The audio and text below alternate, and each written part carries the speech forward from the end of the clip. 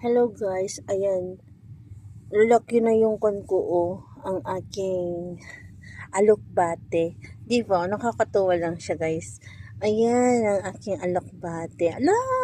Ang lalaki na yung kanyang dahon niya. Ito para siyang bansot.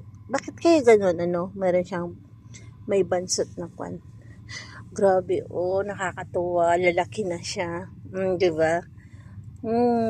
Malapit ko na siyang talbusan guys. Ayan, marami-rami to eh. Oh. Ayun, ang lalaki na oh. Di ba nakakatuwa lang? Ang dami na. Ayan, mahilig kasi ako mag-tanim-tanim guys. Ito yung kwan namin. Pinagtalbusan ko. Binili ng kasama ko yung alokbate. Tapos tinalbusan namin. Tapos ayun, tinanim ko na kaysa lagi naman kami bibili, di ba? Oh, ang lalaki na siya, no? Ganda. Di ba, guys? Ay, nakakatuwa lang siya. Ngayon, meron na kaming ulam. Tapos, yung kangkong ko.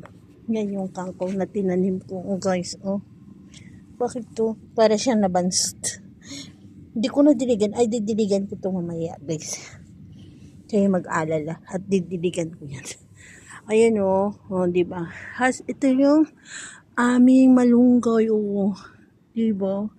Nagsilakihan na yung tapos yung pinutol ko noon, ang dami na lang sanga. Tapos ulit, putulan ko na naman yan ulit. Yan guys. Di ba? Para magsanga siya. Ano? Di ba lalago siya?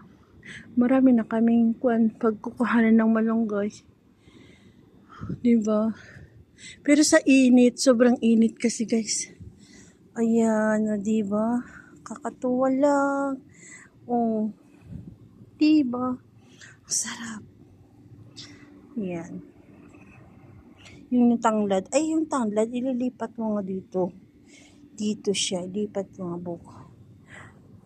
Uy, naputol tong organo. Niyari. Putol. Tanim natin. Putol siya. Tanim natin guys. Para yan. Ayan. So, yan yung papaya. Sana naman tong papaya namin ay girl. Para may bunga siya. Di ba? O, ayan guys. Di ba? Meron pa yung alokbati doon na buhay. Saan ko kayo tatanim? Doon kaya. Dito.